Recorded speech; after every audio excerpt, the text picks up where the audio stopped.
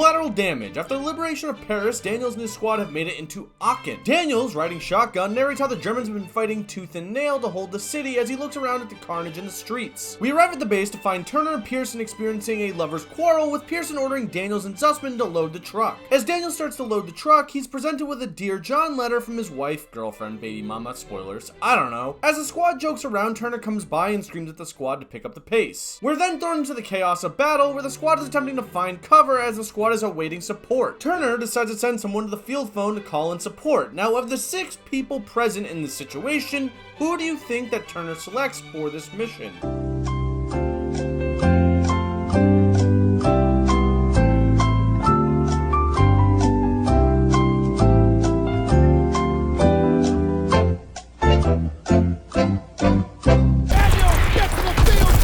Daniels, now at the field phone, hands the phone off to Pearson, who calls in support from Perez. We get a sexy overhead shot that turns into a map that shows us Perez's location from Daniels' squad currently, then thrusts us into the role of the tank commander. Now playing as Perez, we along with one other tank must make our way to Daniels' position. Note, expect to fight in tight quarters as Germans lurk around nearly every corner, in buildings, windows, and there's one other thing. Babson, fire in the hole! Hatches! Shit! Oh yeah, tanks. There are tanks out there. Once at the courtyard, your tank buddy Rapson gets hit by a Panzer, which leads Perez and his squad to enter a bit of cat and mouse. A bit of a pro tip, utilize the center of the courtyard to lose the Panzers and flank them, because if you don't know, Panzer tanks are often more well armored at the front versus the back. So flanking and taking back shots is the best way to win these engagements. Perez, after a bit of cat and mouse, is able to deal with the tank and continue forward, yet plot twist, just as he's about to pass over some rubble, a Tiger tank with infantry comes over, causing Perez and his tank to go back to the game of cat and mouse. Yet another plot twist though, there's another tank, which means there's 2 tanks that you have to now worry about. So Perez continues his game of cat and mouse while getting double teamed by 2 tanks, using the central courtyard to his advantage. Once both tanks are destroyed, Perez continues up the hill the Tiger tank came from, pushing toward Daniels and his squad. Perez comes up on the pack guns and takes them out while also flanking the German forces, pinning down Daniels and his squad. Once clear, we get another sexy overhead shot that brings us back into the shoes of Daniels, who's now given a new task to reach a hotel held by Germans down the street. As Daniels and his squad move down the street, they're ambushed by an MG-42 covering the road, causing Daniels and his squad to take cover, giving Daniels now 2 options. Option 1, move between cover until he's able to get a beat on the MG-42, or option 2, Up to the wall, motherfucker! Boom, boom! Oh, what the fuck ever? God, that was so satisfying. Was anyone else kind of like turned on by that? Probably not, that's kind of weird. But unfortunately, you can't hit the MG from that distance, so Daniels will have to move from cover to cover until he reaches a cafe that is filled with Germans. Once they're cleared, World War II Jesus uses his handy dandy bazooka to clear a hole in the wall. The second the wall comes down, Pearson calls out Germans on the other side, which Daniels quickly eliminates. Moving down the alleyway, Daniels pulls out his handy dandy binoculars, spotting the hotel just a block away. Continuing on with the squad, they end up coming under fire from some Germans on the other side of a destroyed building. With that being clear, Daniels has got to suck in that gut to get through a tight space, when all of a sudden an NPC screams for help in the other room, providing Daniels with the option to save his NPC buddy or let him die. I mean, you help him, you monster. More Germans appear, forcing the squad to get into yet another firefight, and let's be real, you're gonna mop the floor with them, so let's just speed this up. Back on the street, Turner orders the squad to move a German truck to clear the path into the hotel. Turner then orders Daniels to use his bazooka to take out yet another wall, which he does, giving the squad an entrance into the hotel and leading to another gunfight.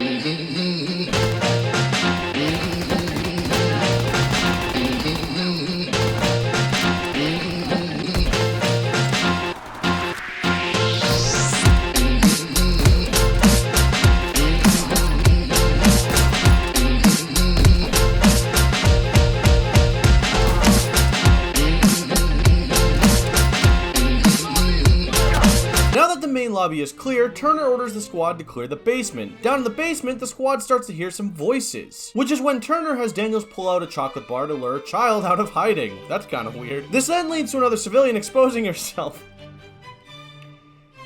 fuck am I doing? And requests help from the squad. Pearson, apprehensive on helping, is overruled by Turner, who states that it's only the two of them, only for Zussman to pull back the curtain and show an entire group of civilians in need of help. Turner then comes up with a plan to grab the truck and bring it back to the west side of the hotel so they can evacuate the civilians. The female civilian, speaking German, starts talking towards Pearson only for him to state, I don't speak. Ich spreche etwas Deutsch. but you know who does speak some German? Zussman. Pearson then starts to give Zussman some flack, asking him what else he might be hiding from the squad. Which, like, I don't even know what that means. Daniels, tasked with Aiello to grab the truck, heads back upstairs. When at the truck, Aiello states he only needs a minute to get the truck started, which leads to Daniels. Once the area is cleared, Aiello and Daniels head to the west side to pick up the civilians, except plot twist, they realize the young girl is still in the hotel basement. Turner then again elects Daniels to go back in and get her. Daniels, being the do-all protagonist, heads back down towards the basement door where he enters a QuickTime event with a German. Engaging in a hand-to-hand scuffle, our boy World War II Jesus comes out on top, even doing a little leg sweep to incapacitate another German, only to have even more Germans enter the room, forcing Daniels to shut the basement door and fall backwards downstairs. Except this doesn't provide any context to how Makarov knows Yuri. Daniels then investigates the basement trying to find Anna. Once he does, Daniels begins to play his own game of cat and mouse with the Germans in the basement. Be careful, as there's broken glass conveniently around the floor and stepping on it will alert the Germans in the area. Nearly out of the basement, Daniels hears a small patrol coming, forcing him to hide in a closet. Yet Anna drops her teddy bear, which is noticed by a member of the patrol. But before they can be caught, the German is called away, giving Daniels and Anna time to flee. Upstairs is an ongoing battle, which Daniels must navigate to get Anna outside safely. Once outside, Anna is delivered back to her sister, which leads to a bit of disagreement between Turner and Pearson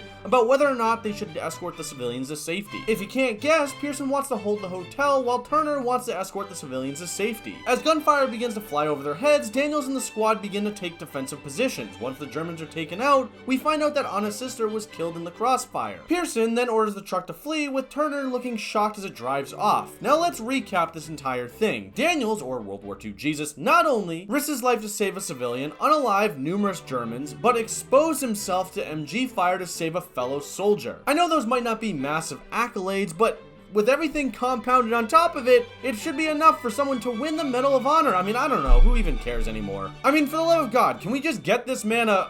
Oh my goodness, we're all gonna die.